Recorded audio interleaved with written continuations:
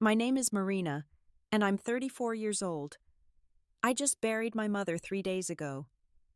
The funeral home still smells like lilies in my memory, and my black dress hangs in the closet like a ghost. But what haunts me most isn't grief. It's the sound of my husband's laughter echoing through that reception hall as he joked about my mother's death. He thought his career was untouchable. He thought no one important was listening. He was wrong. Before I share what happened that changed everything, tell me where you're watching from. And if you've ever felt betrayed by someone you trusted most, please like and subscribe to hear how justice sometimes comes from the most unexpected places. 7 years ago, I met Daniel at a medical conference in Boston. I was working as an emergency room nurse at Massachusetts General, exhausted from a 12-hour shift, but determined to attend the new equipment showcase. That's where I saw him for the first time, standing beside a display of surgical monitors, his smile so confident it could sell water to the ocean.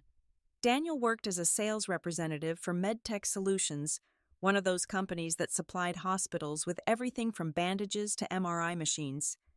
He had this way of making even the most mundane medical equipment sound revolutionary. Dark hair, perfectly styled, custom-tailored suit that probably cost more than I made in a month, and eyes that seemed to see right through the chaos of the convention center to focus solely on me. "You look like someone who actually saves lives instead of just talking about it," he said, approaching me during a coffee break. It wasn't the smoothest line, but something about his delivery made me laugh. Real laughter, not the polite kind you give to persistent salesmen. We talked for 3 hours that day. He asked genuine questions about my work, remembered details I mentioned in passing, and when he learned I'd skipped lunch to attend the conference, he insisted on taking me to a small Italian restaurant he knew nearby. Not the fancy kind his expense account could cover, but a family-owned place where the grandmother still made pasta by hand. The relationship moved quickly after that. Daniel would drive 2 hours from his territory just to have breakfast with me before my shifts. He learned my schedule, surprised me with my favorite coffee on tough days, and never complained when I had to cancel plans because of emergency surgeries running late. 6 months in, he proposed at the same conference where we met down on one knee right beside those surgical monitors. The entire medical community of Boston seemed to be watching, and when I said yes, even the serious cardiac surgeons applauded. Our wedding was small but perfect. We held it in my mother Dorothy's backyard in Springfield, with string lights wrapped around the oak trees she'd planted when I was born. Only 40 guests, mostly family and close friends. Daniel's parents flew in from Seattle, stiff and formal in a way that made Dorothy's warmth shine even brighter. Dorothy was everything to me. My father died when I was 3, leaving her to raise me alone on a teacher's salary. For 35 years, she taught 3rd grade at Lincoln Elementary, arriving early to tutor struggling students and staying late to help with homework. She never remarried, always saying I was enough family for her, though I suspected she simply never found anyone who could match my father's gentle spirit. At our wedding, Dorothy pulled Daniel aside during the reception. I watched from across the yard as she spoke to him, her weathered hands holding his smooth ones. Later he told me she'd said just one thing: "Marina is my whole world. Promise me you'll protect her heart the way her father would have." Daniel's eyes actually misted when he recounted this. "I promise, Mrs. Dorothy. She'll never doubt how much she's loved." For the first 3 years, he kept that promise. Daniel treated Dorothy like his own mother. When her roof leaked during a spring storm, he spent his entire weekend replacing shingles. When her car broke down, he researched the best mechanics and negotiated the repair costs. He drove her to doctor's appointments when I couldn't get time off, sitting in waiting rooms reading golf magazines while she had her checkups. Sunday dinners at Dorothy's became our tradition. She'd make her famous pot roast, and Daniel would bring wine, always remembering she preferred white despite the meal calling for red. They'd discuss books, she'd share embarrassing stories about my childhood, and he'd laugh in all the right places. Those evenings felt like what family should be: warm and comfortable and safe. Dorothy loved him. She'd call me sometimes just to say how lucky I was, how rare it was to find a man who understood the value of family. She started knitting him scarves and socks, the same way she'd done for my father. She even gave him my father's watch, a simple Timex that had more sentimental value than monetary worth. The changes started small. Daniel received his first promotion 3 years into our marriage, moving from sales representative to regional manager. The salary jump was significant, and suddenly he was flying to conferences instead of driving, staying in hotels with marble lobbies instead of roadside motels. His wardrobe evolved from nice suits to designer labels. His golf clubs went from second-hand to custom-made. The Toyota Camry became a BMW, then a Mercedes.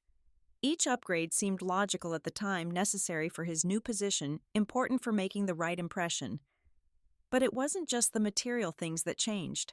Daniel's new position meant new colleagues, and these weren't the friendly medical sales reps who grabbed beers after trade shows. These were executives who summered in the Hamptons and discussed their portfolios over $100 steaks. Men who had their shirts custom-made in Hong Kong, and wives who lunched instead of worked. I remember the first corporate dinner I attended as regional manager's wife. The restaurant required reservations 3 months in advance, and the menu didn't have prices. I wore my best dress, the navy one I'd bought for our anniversary, but among the designer gowns and diamond tennis bracelets, I felt like a child playing dress-up. Daniel's new boss, Gregory, made a joke about nurses being the real heroes, while his wife laughed behind her champagne glass in a way that made it clear she thought we were anything but. Daniel laughed along, and for the first time I saw him look at me with something like embarrassment. The Sunday dinners at Dorothy's started to have conflicts. There was always a client in town, a golf tournament. He couldn't miss a networking opportunity that couldn't wait. He'd apologize, send flowers, promise to make it up next week. But next week brought new excuses. "Your mother's sweet," he said one night after I'd insisted he accompany me to Dorothy's birthday dinner. "But she tells the same stories over and over. And that house, Marina, it's falling apart. The smell of mothballs gives me a headache." The house where we'd married. The house where those string lights had witnessed his vows.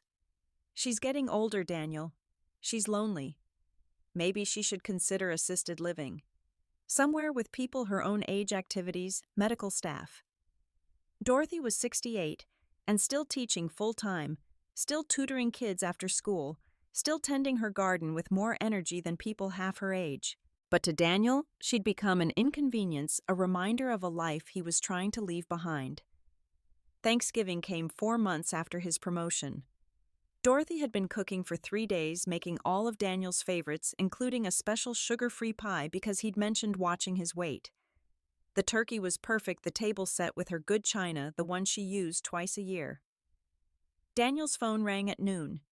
He stepped outside to take it, came back 15 minutes later with his coat. "Emergency client situation. I have to go to the office." Dorothy's face fell, but she recovered quickly. "Take a plate with you. You'll be hungry later." He kissed my cheek, grabbed his keys, and left. The 3 of us ate in relative silence, my mother trying to stay cheerful, my father's empty chair somehow less noticeable than Daniel's. I found out later through Instagram, of all places, that there was no emergency. Gregory's wife had posted photos from their Thanksgiving gathering, and there was Daniel laughing beside their indoor pool, a scotch in his hand and his tie loosened. The timestamp showed he'd gone directly there from Dorothy's house. When I confronted him, he didn't even have the decency to look guilty. "It was a command performance, Marina," Gregory insisted. "You know how important these relationships are for my career. You lied to my mother. You lied to me. I protected your feelings. There's a difference." That night I slept in the guest room for the first time. Daniel didn't even try to convince me otherwise. The comments about Dorothy became more frequent and cutting. She dressed like someone from another era. Her stories about teaching were provincial. Her house smelled old. Her cooking was too heavy, too simple, too much like poverty food. "She's my mother, Daniel. And you're my wife. Doesn't that mean you should be more concerned with our life together than clinging to the past?" I started visiting Dorothy alone. She never asked where Daniel was, just set his place at the table anyway, a gesture that broke my heart every single time. Sometimes I'd catch her looking at my father's watch on Daniel's wrist in photos, and something in her eyes would dim. One evening, while helping her grade papers, she said quietly, "People change, sweetheart. It's not always their fault. Sometimes life pulls them in directions they never expected to go. He's being cruel to you.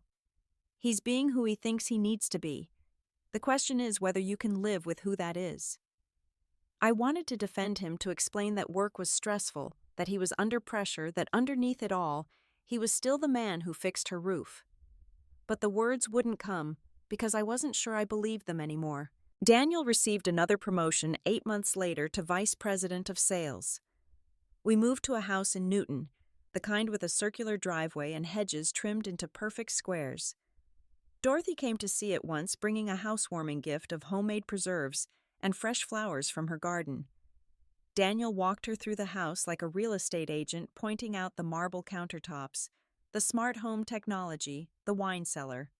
Dorothy nodded politely, but I saw her run her fingers along the cold granite and knew she was thinking of her warm, worn kitchen table where she'd helped me with homework for 18 years. "It's beautiful," she told him. "Marina deserves a beautiful home." "We've certainly come a long way from Springfield," he replied, and the condescension in his voice made me want to scream. That night after Dorothy left, I found her preserves in the trash. Daniel said the housekeeper must have thrown them away by mistake, but the lie was transparent. He didn't want anything homemade, anything simple, anything that reminded him of where we'd started. The call came on a Tuesday morning in February. I was reviewing patient charts when my phone rang, Dorothy's number on the screen. But it wasn't her voice that greeted me. "Is this Marina?" "This is Janet from Lincoln Elementary. Your mother collapsed during morning assembly. The ambulance is taking her to Bay State Medical Center." The drive to Springfield usually took 90 minutes. I made it in 60, my hands shaking on the steering wheel, my mind racing through every possible diagnosis. Dorothy was healthy, active, never missed a day of school. This had to be something minor, dehydration maybe, or low blood sugar. The emergency room doctor, a young resident who looked barely out of medical school, pulled me aside with the expression I'd seen too many times on my own colleagues' faces. The expression that preceded life-changing news. "The CT scan shows a mass on her pancreas. We need to run more tests, but given the size and location, I want to prepare you for the possibility that this is advanced pancreatic cancer." The words hit me like physical blows. Pancreatic cancer. Advanced. Every medical professional knows what that means. It's not a battle, it's a countdown. Dorothy was awake when I entered her room, looking small in the hospital bed, but smiling when she saw me. "All this fuss over a little fainting spell," she said, reaching for my hand. "I've disrupted the entire third-grade curriculum."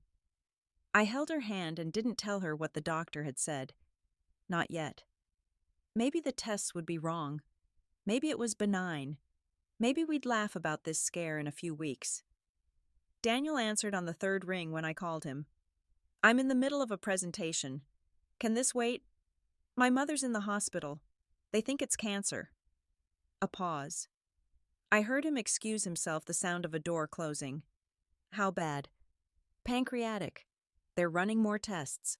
"Jesus. Okay. I'll wrap up here. I can probably make it by evening." He arrived at 8 that night, still in his suit, checking his phone as he walked through the door. He hugged me briefly, asked about prognosis and treatment options in the clinical tone he used for business problems that needed solving. The oncologist confirmed our worst fears the next day. Stage 3 pancreatic adenocarcinoma with involvement of major blood vessels. Inoperable. With aggressive treatment, we were looking at months, maybe a year, if we were extraordinarily lucky. Dorothy took the news with a grace that made me sob in the hospital bathroom afterward. She asked practical questions about treatment schedules, side effects, how much time she'd need off from teaching. She was more concerned about her students than herself. "They have standardized tests in May. I need to make sure they're prepared." The oncologist, a kind woman named Dr. Patel, explained the treatment protocol. Chemotherapy, radiation, pain management. It would be intensive, exhausting, expensive. But Dorothy had good insurance through the school district and savings from 40 years of living simply. "I want to try everything," she said firmly. "Not because I'm afraid of dying, but because I'm not done living." I took a leave of absence from the hospital. Daniel was furious. "We have a mortgage, Marina. Car payments. You can't just stop working." "My mother is dying. And what you're going to sit by her bedside and watch it happen, she needs professional care. We can hire someone. She needs her daughter. You're being emotional and impractical. This is exactly the kind of decision that poor people make." He had the decency to look away. I moved back to Springfield temporarily, staying in my childhood bedroom with its faded butterfly wallpaper and the desk where I'd studied for my nursing boards. Every morning, I drove Dorothy to treatment. Every afternoon, I held the basin while she vomited. Every night, I measured medications and checked her temperature and pretended I wasn't watching her fade away. Daniel visited exactly 3 times in the first month. Each time he stayed less than an hour. He'd sit stiffly in the chair beside her bed, talk about work, check his watch, and leave with visible relief. "You don't have to come," Dorothy told him during his 3rd visit. "I know you're busy." "Nonsense. Your family." But the words sounded hollow in his mouth, like something he'd read in a script but didn't understand. The chemotherapy ravaged her body. Her beautiful silver hair fell out in clumps. Her strong teacher's voice became a whisper. The hands that had written thousands of report cards, tied countless shoelaces, and wiped away so many tears became thin and bruised from IV lines. But her spirit remained unbroken. Former students visited constantly, bringing cards and drawings and stories about how Mrs. Dorothy had changed their lives. Parents she'd guided through their children's struggles came with casseroles and gratitude. The principal read get well cards from the entire school over FaceTime. "Look at that," she said one afternoon, surrounded by handmade cards. 35 years of love. That's real wealth, Marina." Daniel would have called it sentimental nonsense, but he wasn't there to say it. In April, Dorothy had a bad reaction to a new chemotherapy drug. Her blood pressure dropped dangerously low, and we spent 3 days in the ICU. When she finally stabilized, she was too weak to return home. The doctors recommended skilled nursing care. "Please," she whispered to me, "I want to go home. My own bed. My garden. Please." I called Daniel, explaining that I needed his help moving some equipment, setting up home care. "Marina, be realistic. She needs professional care. There's an excellent facility in Boston. She wants to go home, Daniel. What she wants and what she needs are different things. You're not thinking clearly." "Then I'll do it myself." "With what car?" "How will you transport oxygen equipment and a hospital bed in your Honda?" He was right. I needed help. But my husband, the man who'd once spent a weekend fixing her roof, couldn't spare an afternoon to help her die with dignity. I hired a medical transport van with my credit card. 2 orderlies helped me set up the equipment. A neighbor with a pickup truck moved the hospital bed. Dorothy came home on a Thursday, and when she saw her garden beginning to bloom with spring flowers, she cried for the first time since her diagnosis. May arrived with unseasonable warmth, and Dorothy insisted on sitting in the garden every morning, even when it took both of us to get her into the wheelchair. The tulips she'd planted last fall bloomed in defiant bursts of red and yellow, and she touched each one like an old friend. "I want to plan my funeral," she said one morning, as casually as if discussing a grocery list. "Mom, don't—" "Marina, sweetheart, we both know what's happening. Let me do this one last thing properly." So we planned. She wanted the service at her church, the small Methodist one where she'd taught Sunday school for 20 years. She chose the hymns, wrote notes for the minister, selected readings from her favorite poems. She even picked out the dress she wanted to wear, the lavender one she'd bought for my wedding. "I want people to remember me as I was," she said, "not as this disease made me." She spent hours writing letters, her handwriting shaky but determined. Letters for her students, for colleagues, for friends. and a special one for me sealed in an envelope with instructions not to open until after. Daniel came to visit on a Saturday in late May. Dorothy had rallied that week, eating a bit more, staying awake longer. When she heard his car in the driveway, she asked me to help her into a real dress instead of her nightgown to put on a little lipstick. "I don't want him to remember me looking sick," she said. He brought flowers, expensive ones from a downtown florist, arranged in a crystal vase that looked absurd in Dorothy's humble bedroom. He talked about a recent business trip to Chicago, a new account worth millions, his golf handicap improving. Dorothy listened politely, then said, "Daniel, could you do something for me?" "Of course, anything. Take Marina out for dinner tonight. Somewhere nice. She hasn't left this house in weeks." "Mom, I'm not leaving you. Jane from next door will sit with me. Please, sweetheart, let Daniel take care of you for one evening." I should have known something was wrong. She insisted too strongly, smiled too brightly. But I was exhausted, and the thought of a few hours of normalcy was tempting. Daniel took me to an Italian restaurant, not the family-owned place from our early days, but somewhere with white tablecloths and a wine list thicker than a phone book.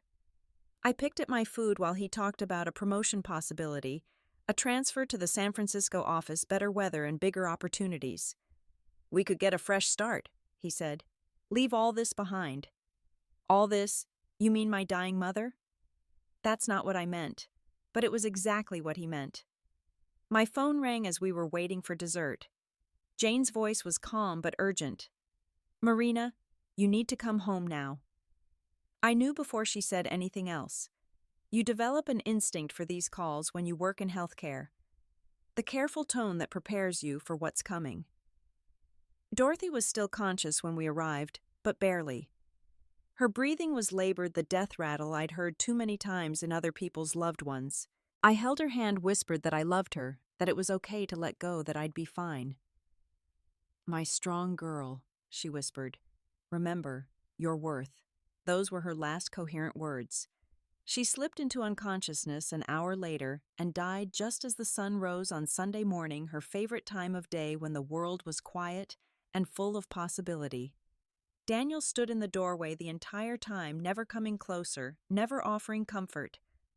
When the funeral home arrived, he went to make coffee, as if this was just another morning requiring caffeine. I found Dorothy's letter to me that afternoon, hidden in her jewelry box beside her wedding ring, and a photo of my father. "My dearest Marina," it read. "If you're reading this, then I'm already gone, but not really. I'll be in every student I taught, every flower I planted, every moment of kindness you show others. But I need to tell you something important. I've watched Daniel change, watched him forget who he was when he fell in love with you. Success has a way of revealing character, not building it. You deserve someone who sees your worth not as a reflection of their status, but as its own brilliant light. Don't let anyone, not even someone you love, dim that light. Be brave enough to choose yourself. All my love, Mom." There was also something else in the jewelry box, wrapped in tissue paper. Her mother's wedding ring, my grandmother's a simple gold band with 3 small diamonds. A note was attached, "For when you remember who you are." The funeral was scheduled for Wednesday. I threw myself into preparations, grateful for the distraction. The church was booked, the flowers, ordered, the program printed with a photo of Dorothy from last Christmas, healthy and smiling, holding a student's handmade ornament. Daniel complained about every decision. The flowers were too simple. The church was too far from the highway. The reception venue was too casual. He wanted to upgrade everything, to throw money at grief, as if it were a problem to be solved with a credit card. "Your mother deserves better," he said. "My mother deserves exactly what she asked for." The night before the funeral, as I ironed my black dress, Daniel announced he had a conference call in the morning that might run late. "You're joking." "It's with Tokyo. Time difference. I'll make it to the service." "My mother is dead, Daniel. Your wife's mother is dead. And missing a call won't bring her back. This is about a $40 million contract, Marina. It could set us up for life. Us. As if there was still an us. as if money could fill the hole Dorothy's absence had carved into my chest. I slept in Dorothy's bed that night, surrounded by the smell of her lavender soap and the ticking of the clock she'd wound every Sunday for 40 years. The morning of my mother's funeral arrived gray and drizzling, the kind of spring rain Dorothy always said was good for the garden.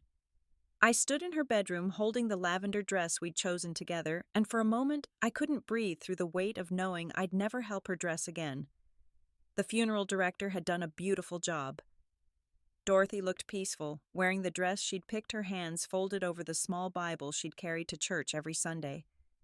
I'd added the handkerchief my father had given her on their wedding day, tucked beside her wedding ring.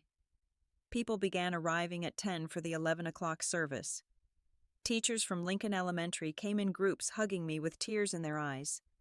Parents she'd helped over the years brought their children, now grown with kids of their own. The church filled steadily, and by 10:45 people were standing in the aisles.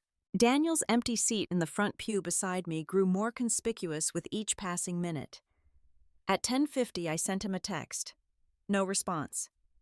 At 10:55, his assistant called to say he was still on the conference call, but would be there soon. The service started without him. The minister spoke about Dorothy's dedication to education, her faith, her love for her family.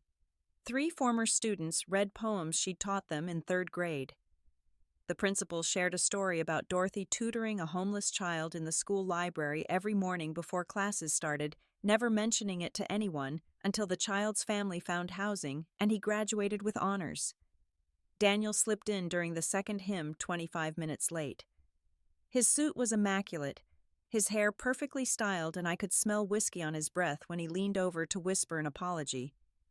He spent the rest of the service checking his phone, the screen's glow visible to everyone behind us. The graveside service was brief due to the rain. As they lowered Dorothy's casket, I dropped a handful of seeds from her garden onto the polished wood, promising to plant them and keep something of her growing. Daniel stood under a golf umbrella separate from the crowd, huddled together checking his watch. The reception was held at Dorothy's church hall, where she'd served countless pancake breakfasts and organized holiday bazaars. Her teacher friends had prepared everything simple foods she would have loved: egg salad sandwiches, fruit salad, homemade cookies and coffee in the ancient percolators that had gurgled through decades of church events. I stood by the entrance accepting condolences, hugging former students who told me how Dorothy had changed their lives. One man, now a pediatric surgeon, told me Dorothy had paid for his school supplies for 3 years when his parents couldn't afford them, never letting him thank her properly. Daniel held court near the coffee station with his colleagues, who'd come out of obligation. I could hear his voice carrying over the gentle murmur of grieving friends, talking about quarterly projections and market expansions. Gregory from his office was there, along with a few other executives I recognized from corporate events. About an hour into the reception, I was talking with Dorothy's best friend Margaret when I heard Daniel's laugh. Not a gentle chuckle or a fond remembrance laugh, but his full boardroom laugh, the one he used when someone told a particularly crude joke on the golf course. I turned to see him standing with 5 men from his company, all of them grinning. Daniel was gesturing animatedly, clearly in the middle of a story. "So I told Marina," he said loud enough for half the room to hear, "that her mother finally kicked the bucket. Best thing that happened this month, no more guilt trips about visiting." The words hit me like ice water. Margaret's hand tightened on my arm. The group of men laughed, and one of them, a younger executive I'd met at a Christmas party, added, "At least you don't have to pretend to care anymore." "Exactly," Daniel continued, taking a sip from his flask. "And the cancer thing dragged on forever. I told Marina we should have just put her in hospice and been done with it. Would have saved everyone time and money." The room had gone quiet. Not the respectful quiet of a funeral reception, but the horrified silence of people who couldn't believe what they'd just heard. Teachers who'd worked with Dorothy for decades stood frozen. Parents whose children she'd saved stood with their mouths open. And I stood there, my mother's eulogy card still in my pocket, unable to move or speak or breathe. An elderly man near the back of the room slowly set down his coffee cup. The sound it made against the saucer was like thunder in the silence. He was tall despite his age, with silver hair and a dark suit that looked hand-tailored. He'd been sitting alone in the corner, and I'd assumed he was someone from Dorothy's church I hadn't met. He walked toward Daniel's group with measured steps, his leather shoes clicking against the linoleum floor. The executives parted as he approached, some recognition dawning on their faces. "Gentlemen," he said, his voice carrying a slight German accent, "I don't believe we've been properly introduced. Richard Hartman." The color drained from Daniel's face so quickly I thought he might faint. Gregory actually took a step backward.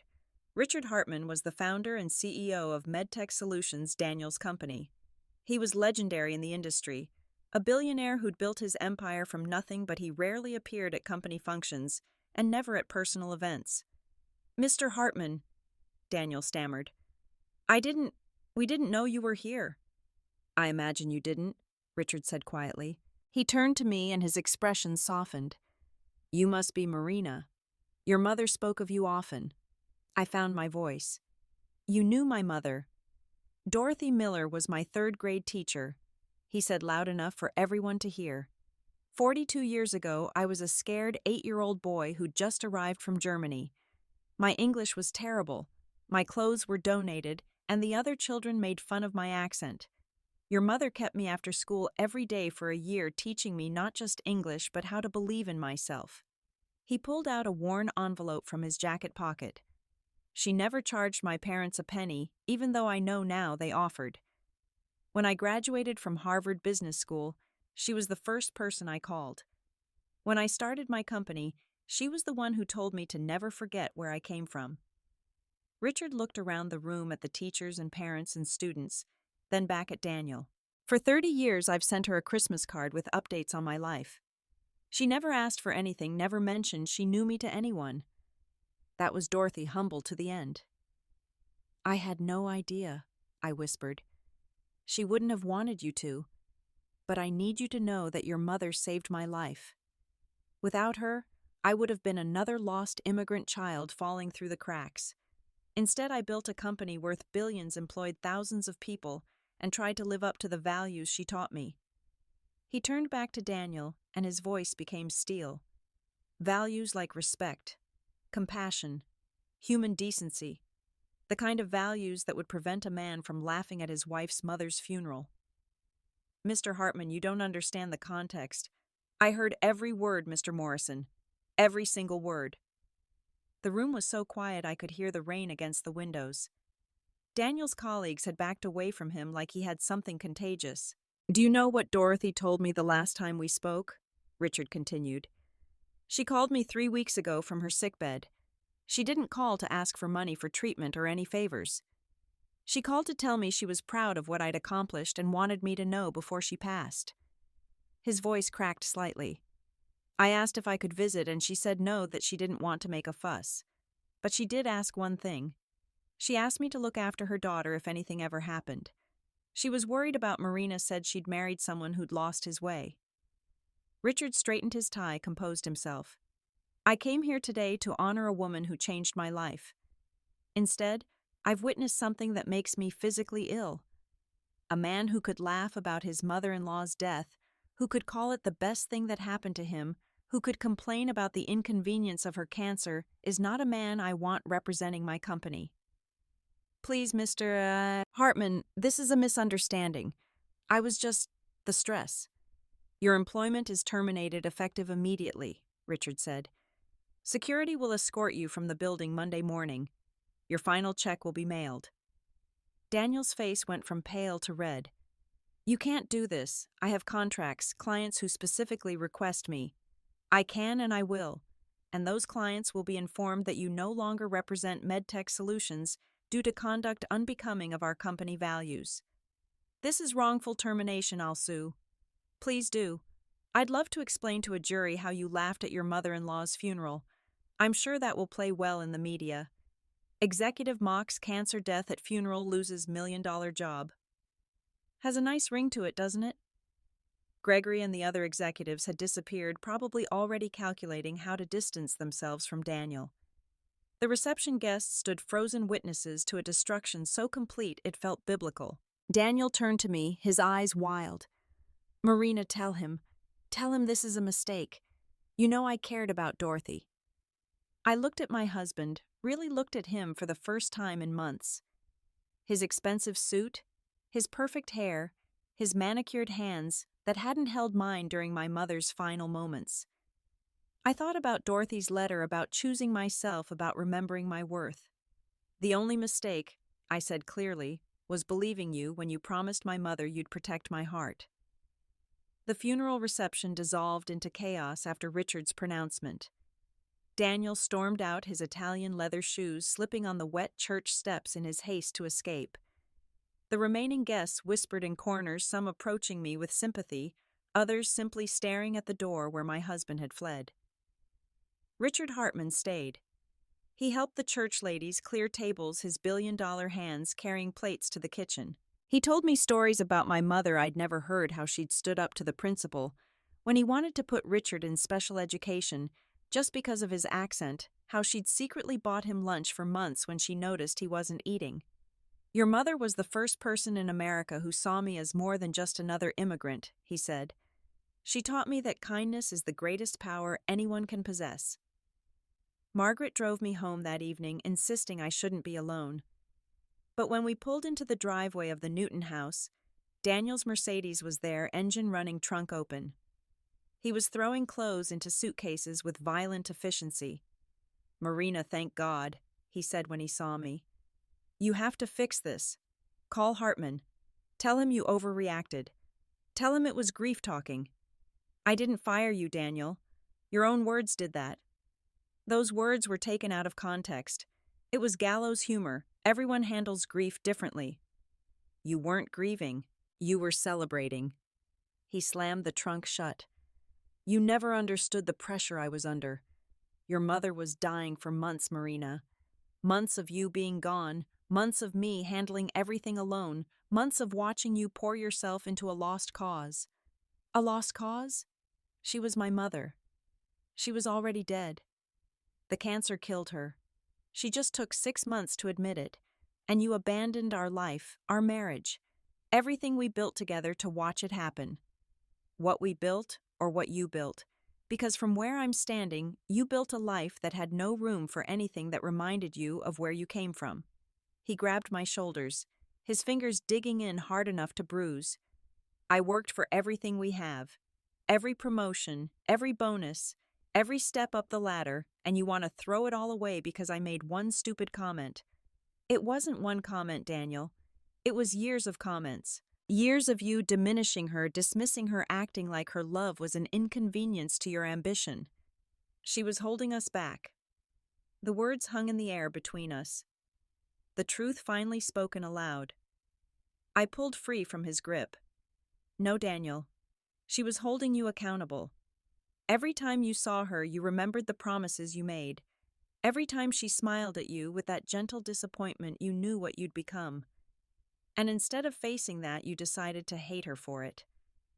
He laughed the same cruel laugh from the reception. You're as delusional as she was, living in some fairy tale where love matters more than success. Well, congratulations, Marina. You've got all the love in the world now. Your dead mother's love. See how far that gets you when the mortgage comes due. I'll manage. With what your nursing salary. This house costs more per month than you make. The car payments, the insurance, the maintenance. You'll be bankrupt in 6 months. Then I'll sell it. Move back to Springfield. Live in Mom's house. That rat trap, you'll end up just like her, alone and bitter, teaching other people's kids, because you couldn't keep your own husband. The slap came before I realized I'd moved. My palm connected with his cheek hard enough to snap his head sideways, leaving a red mark against his pale skin. For a moment, we both stood frozen, shocked by the violence. Then Daniel smiled the cold smile I'd seen him use on competitors he'd crushed. There she is, the real Marina. Not the sweet nurse, not the devoted daughter. Just another angry woman who couldn't keep her man happy. Get out. I'm taking what's mine. The golf clubs, the watches, the art. Take it all. Every piece of it. I don't want anything you've touched. He loaded his car methodically, making multiple trips. I stood in the doorway watching, feeling something I hadn't expected: relief. With every item he removed, the house felt lighter, cleaner, more like a place I could breathe in. As he prepared to leave, he turned back one last time. "You'll regret this. When you're alone, when the money runs out, when you realize what you've thrown away, you'll call me. And Marina, I won't answer." Good. He drove away, his taillights disappearing into the rain that had started again. I stood there until the sound of his engine faded, then went inside and called a locksmith. The next weeks revealed the depth of Daniel's betrayal. Our joint accounts had been drained, transferred to accounts only he could access.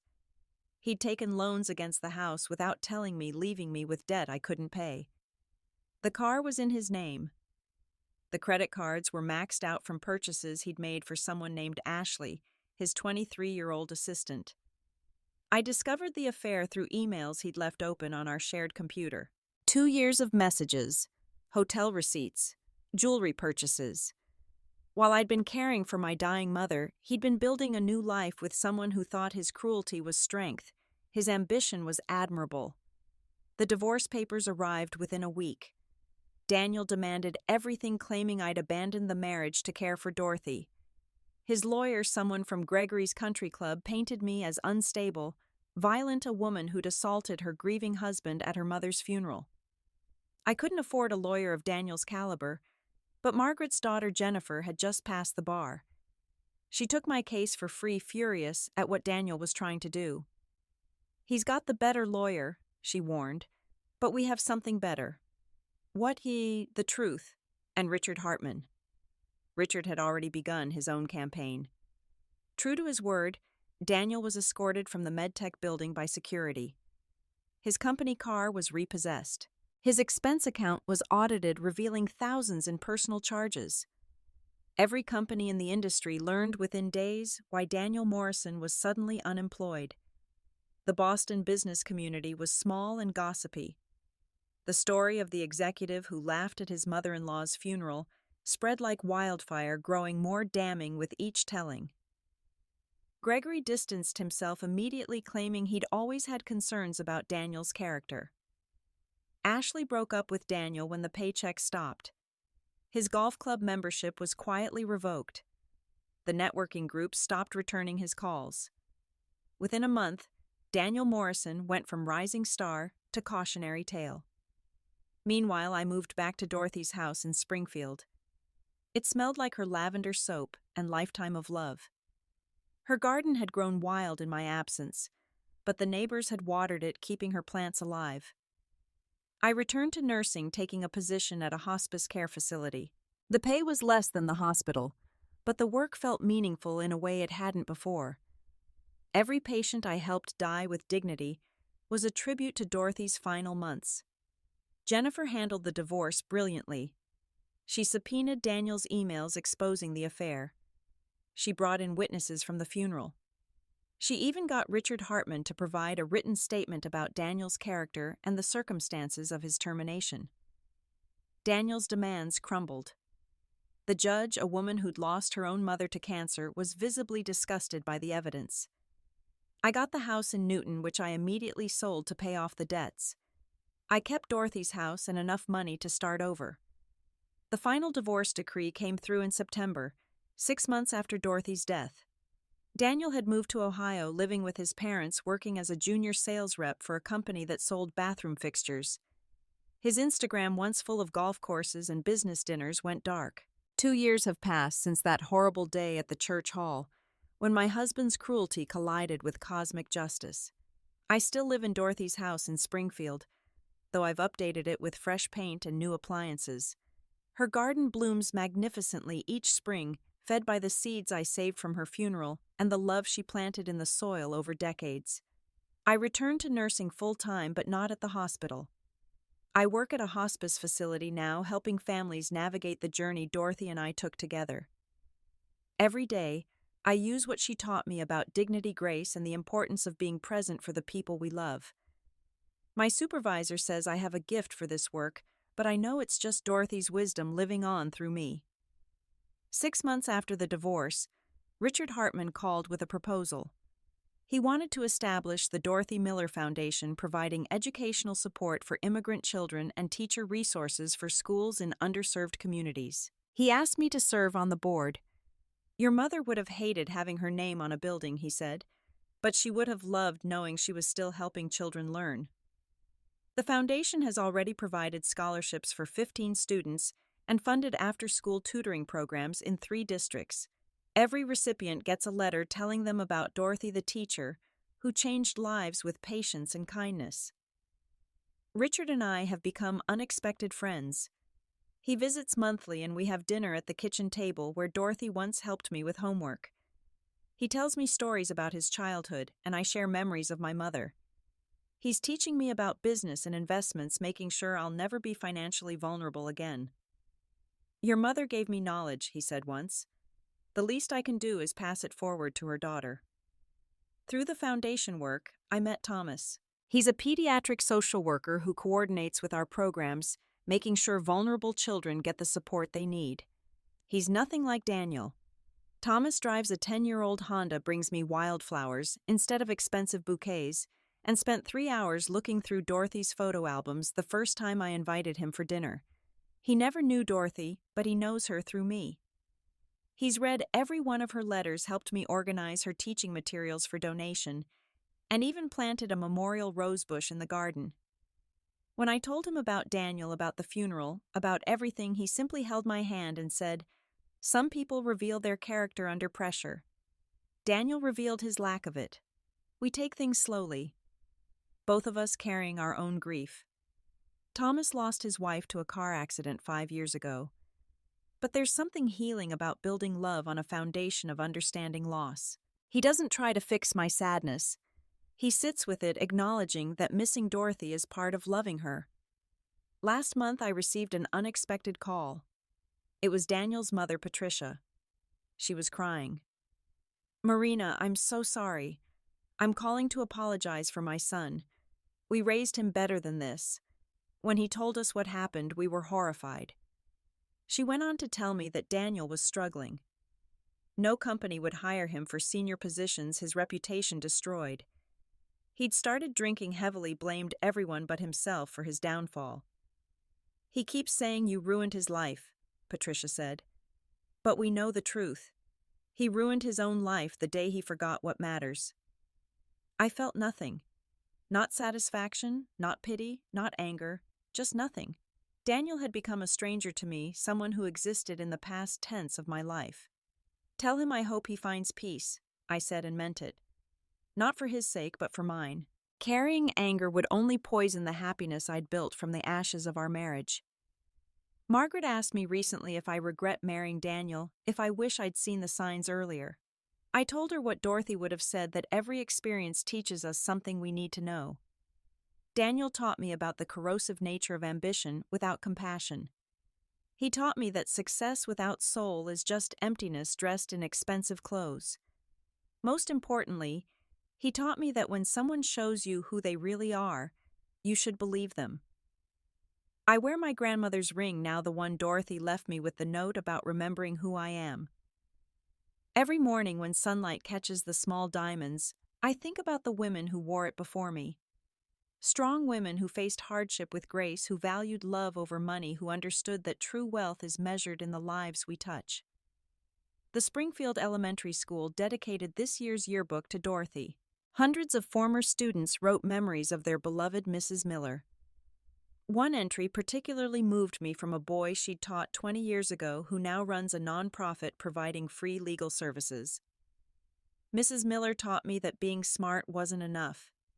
She said the world had plenty of smart people doing stupid things. What the world needed was kind people doing smart things. Every case I take, every family I help, I ask myself what Mrs. Miller would do. The answer is always the same: help with your whole heart, expect nothing in return, and trust that goodness multiplies when given freely." This is Dorothy's true legacy.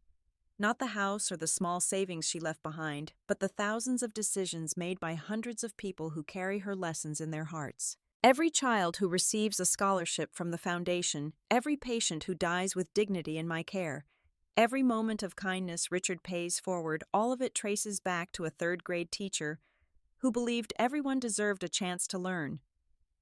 Daniel was wrong about so many things, but especially about Dorothy holding us back. She was never holding us back. She was holding us accountable. She was the mirror reflecting who we truly were beneath the success and ambition. Daniel couldn't bear what he saw in that reflection, so he tried to shatter it.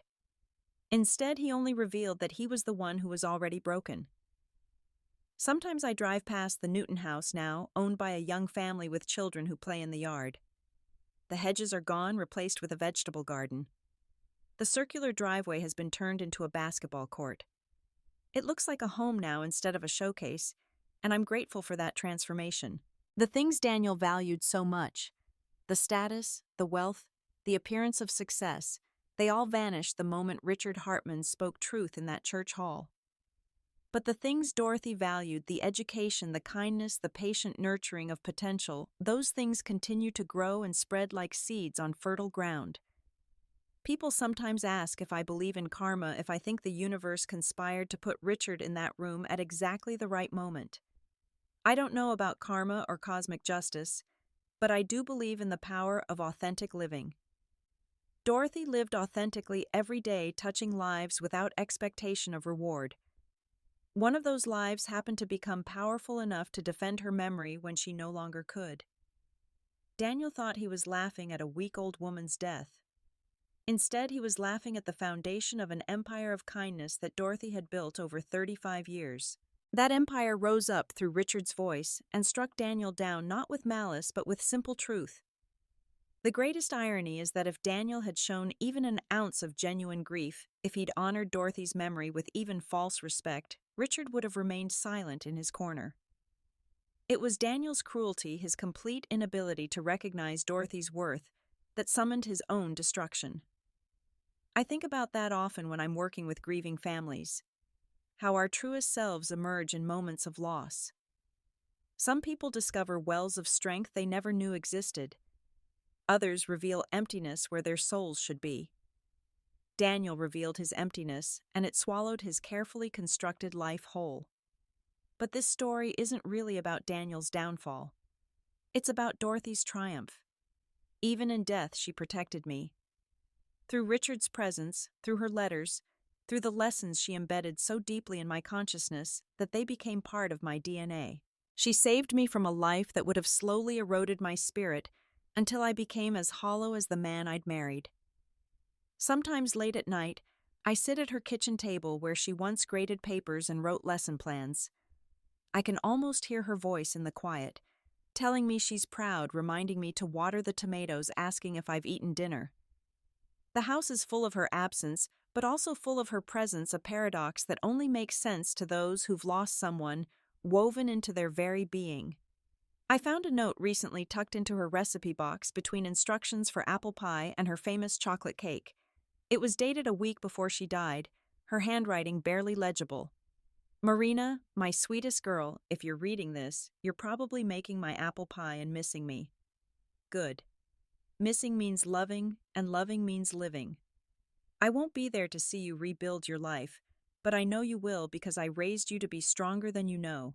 Remember that sometimes the best thing that can happen is losing everything that wasn't really yours. What's really yours can never be taken, not by death, not by divorce, not by anything. I love you forever, Mom. Next month, the Dorothy Miller Foundation will hold its first annual gala. Richard is flying in from Germany where he's been setting up an international branch. Thomas will be my date, wearing the tie Dorothy would have picked for him, something with books on it probably. I'll speak about my mother's legacy, about how a third-grade teacher's kindness created ripples that turned into waves. Daniel won't be there, of course. I heard from Patricia that he's moved to Arizona, starting over with a new job and possibly a new understanding of what matters. I hope he finds it that clarity that comes from losing everything you thought was important. Not for my sake, but for his. Everyone deserves a chance to learn, even if the lesson comes too late to repair the damage. What would you do if someone you loved showed you their true character at the worst possible moment? Would you have the strength to walk away from everything you'd built together? Would you choose dignity over security? Truth over comfort? These are questions I never thought I'd have to answer until life forced them upon me. I want to know, where are you watching from today? What brought you to this story? Have you ever had someone reveal their true nature when you were at your most vulnerable? Please share your thoughts in the comments below. And if this story resonated with you, please like and subscribe. Share it with someone who needs to remember their own worth. Because sometimes we all need reminders that the people who truly love us want us to shine, not shrink. Thank you for listening to my story. Dorothy's story, really. May you find people in your life who see your worth even when you forget it yourself, and may you have the courage to let go of those who don't. And remember, the universe has a way of protecting those who live with authentic kindness. Sometimes that protection comes in the most unexpected forms, like a CEO at a funeral, speaking truth to power, honoring a third-grade teacher who changed his life. Be good to each other. Value the Dorothys in your life while you have them. And never ever laugh at love, because love has a way of having the last laugh.